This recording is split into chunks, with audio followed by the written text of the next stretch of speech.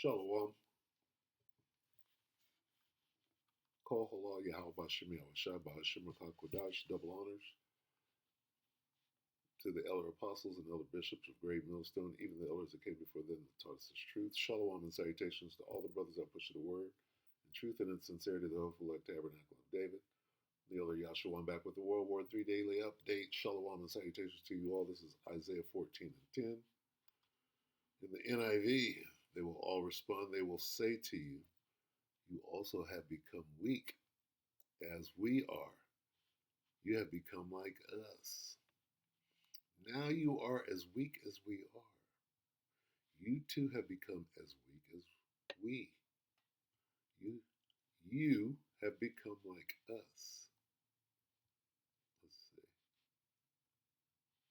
Okay. So Israel, the land of Israel, the small hats, the Amalekites, are becoming weak. And I heard this, watching old Larry Johnson over here. Let's get this real quick too. Because the weak are saying they're strong, yeah? Joel 3. Joel 3 and 10. These two go together.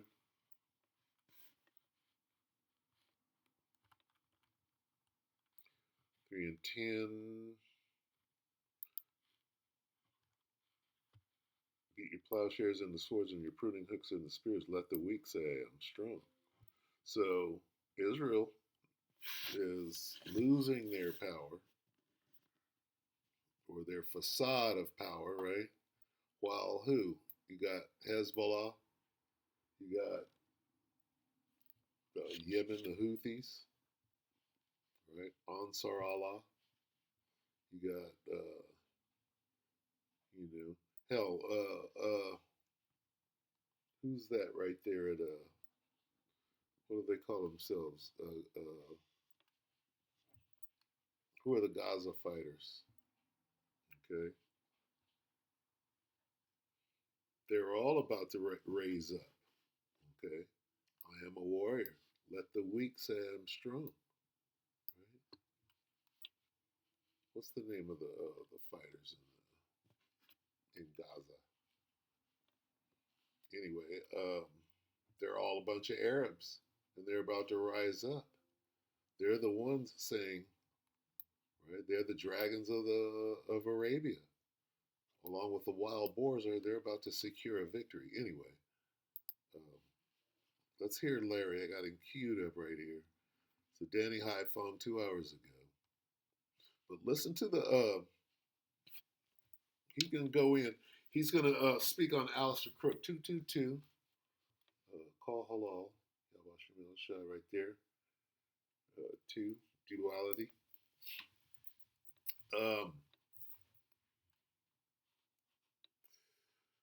He's going to speak on Alistair Crook's Yiddish speaking wife who breaks down what Bibi and them are saying, right, in Yiddish that they won't say in English. Okay, he's going to go into that and bring out some information that we wouldn't normally get. All right, and then he's going to go on to say some more information that is very pertinent as to what is going on right now, especially as it pertains to the strength of the IDF, or as it pertains to Iran, the wild boars, the Carmanians, or the dragons of Arabia, saying, are ye become as weak as we, and let the weak say, I'm strong. So here we go. Take it away, Larry. The Israeli army stood up and said, the IDF is collapsing. Now, those are not outside critics. Those are men who either headed up the army, they played a very senior role, or the current guy who said, "Look, this is dangerous. We can't keep this up." And the sign of that is coming out of Lebanon. In fact, here's what the chief of staff told the security cabinet. He says, the Israeli Defense Force is going to implode. I'm raising 10 red flags to you. The IDF now needs a conscription law, a reserve law, a compulsory service extension law. In a short time, the IDF will not be ready for its routine missions, and the reserve system will not last. Now, just in the last week, Hold on. And what does that mean for you Babylonians? You're going to war for them. I forget which day it was. It may have been last Friday or Saturday. Listen close. Hezbollah hit a column of Merkava tanks. Those are the big bad boys for the Israeli army, and knocked out 21 of them in one day. Previously, they had knocked out 8 on another day. I've consistently heard from multiple sources that since Israel started this offensive into southern Lebanon, more than 100 tanks have been destroyed or rendered inert by Hezbollah. So they get their And you know, if you're blowing up a tank, you got a crew inside that tank, and that crew, suffers wounds or even death. So Israel has got itself. They've been unable to defeat Hamas. Hamas is still intact, and Israel, despite having Hamas are the fighters in Gaza, and then Hezbollah in Lebanon. Every conceivable military advantage in terms of numbers and quality of weapons and types of weapon systems, has been unable to defeat Hamas. And then they're now caught into another battle. It's worse than what happened in 2006. In 2006, they lost. They were forced to retreat. Now they're suffering even greater losses against Hezbollah. And then they started this war with Iran.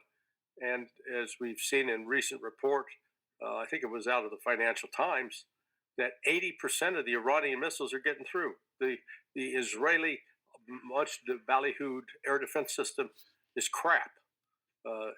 Iron Dome is cracked, as is David Sling. And those can be explained. Let's get that real quick in Joel 2.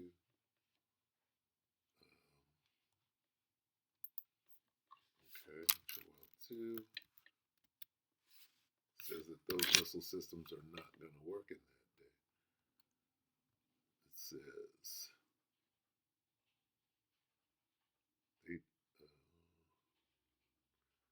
they burst through the defenses, never breaking ranks. Let's read that in a day. Oh, it doesn't mean that. Let's see. Let's see if it means that or not. Let's start right in the King James. Neither shall one thrust another. There's your defense right there. Everyone marches in his own column. They lunge between the weapons. They are not cut down. Neither shall one thrust another. They shall walk every one in his path. And when they fall upon the sword, they shall not be wounded. So, let's see. Let's read a different one. They plunge through the defenses without breaking ranks. That means without missing a step. That means they didn't get shot down. That means Iron Dome ain't working in this instance. They dodge the arrows. What are the arrows? Arrows dodging arrows. They dodge. This is missile dodging missiles. Going back to missile dodging. They dodge the arrows, never stopping. What is that? Defenses, weapons. When they burst through the defenses, the defensive weapons, the Iron Dome, they do not break ranks. See that? Through the defenses. One doesn't hit another. They ain't got enough weapons to do it. Enough defensive weapons to do it.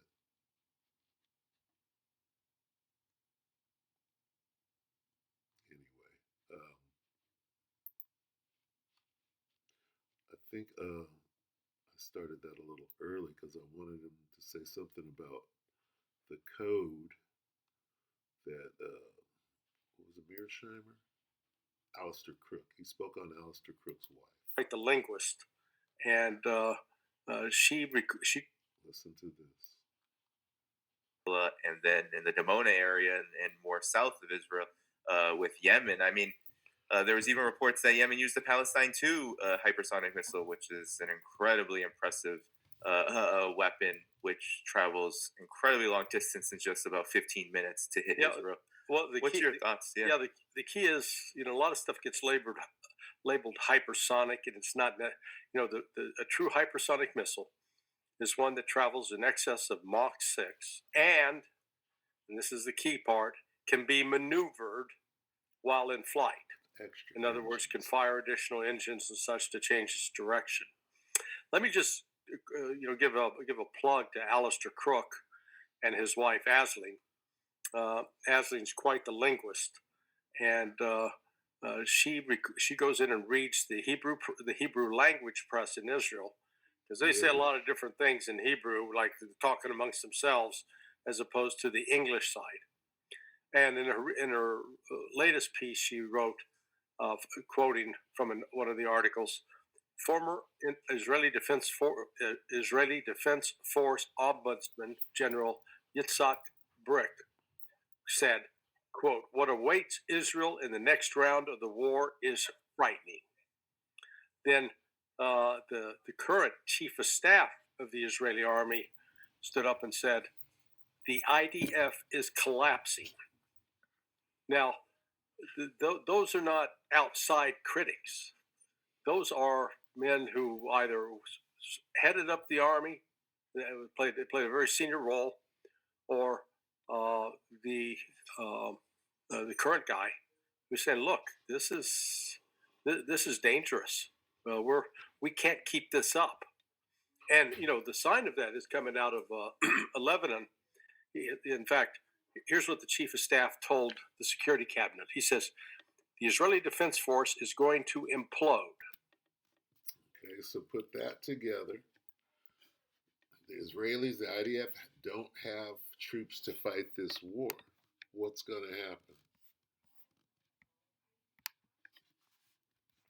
The Northern Army. The Northern Army. Where are they going? They're going straight over there. The Northern Army are you Egyptians, you spiritual Egypt, you Babylonians. This is Joel 2 and 20. But I will remove far off from you the northern army, it's America, and will drive him into a land into a land barren and desolate, with his face toward the east sea and his hinder part toward the utmost sea, and his stink shall come up, meaning they're all going to die, and his ill savor shall come up, because the Most High, Yahweh Shemel, have done great things. All right, so it's not going to go well over there. They're going to get sent over there.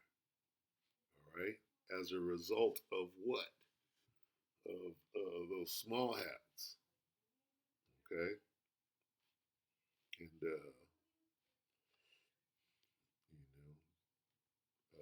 they're both gonna, be in retreat. Let's get that one. Go ahead and close. But I mean, we know what's going on. We're aware. We see. So let's see how they're running on their way the fuck up out of there, and shall flee. And shall flee. Who shall flee? These. These shall be troubled, bled. Who are these? These are the land of the Assyrians. See? You see that? And then from the land of the Assyrians, where else? And from the land of the, this is 2nd Ezra 15 and 33, and from the land of the Assyrians, this is over here, shall the enemy besiege them and consume some of them, and in their host, there's your army right now, supposed to go over there and fight. The northern, or whoever's over here, follow on echelon, shall be fear and dread and strife among their kings. You can go down over here. It's going to be some troops left over here, right? follow on echelon. Hell, there's going to be enemy combatants over here doing what? Fighting in World War III. So don't get it twisted. But here they are running, right? Then these shall be troubled, bled, and keep silence through their power, and shall flee. Who? Whoever was in lockstep with Babylon, these Assyrians. These Assyrians, right? Or whoever's over there fighting in alliance with the small hats, which would be Babylon, hell, Great Britain, Australia, and the rest of them, but mainly the small hats and the Babylonians. Okay, here they are running. Why? Well, they just told you they don't even. They're getting their ass kicked right now. Starting fights. You over there starting fights and getting that ass handed, right? And over here, you're running. You're running up there. You got your ass whooped. See, right there. Just got ran the fuck up out of the Middle East, basically. Okay, that's what's going on, and Larry's telling you about it. I'm raising 10 red flags to you. The IDF now needs a conscription law, a reserve law, a compulsory service extension law. In a short time, the IDF will not be ready for its routine missions. It's the same right here in Babylon. They're going to be scrambling. Okay, we raised the conscription age to 42, and it'll be at 50 and at 55 and at 65 very shortly here. Same thing. They're going to be getting mowed down. And the reserve system will not last. The reserves. No, reserves are getting called up. You out there. Okay? You out there. We got you for 20 years, don't we?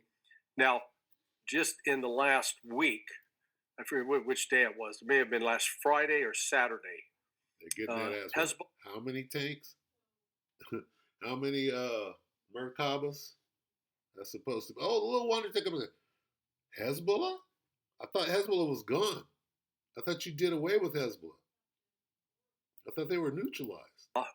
Hit a column of Merkava tanks. Those are the big bad boys for the Israeli army, and knocked out 21 of them in. That sounds like losing. Somebody's over there getting their ass kicked. Let the weak say I am strong, or thou become altogether as weak as we. So when some like when things come out like the Yiddish speaking, those things aren't supposed to get out. We're not supposed to get that information. But Larry, right? How about Shimi Al-Shai got Larry in that position? We hear that. What? Oh, somebody's speaking what? Hebrew. That's Yiddish, but she understood because they be speaking in code. Once they know that, they can't understand that, and then we put that extra layer, some funk on it, ain't nobody gonna know what we say. Right? But we got that. They over there hollering and screaming, weeping and gnashing of teeth. With that, we pray that the elect edify you, brother.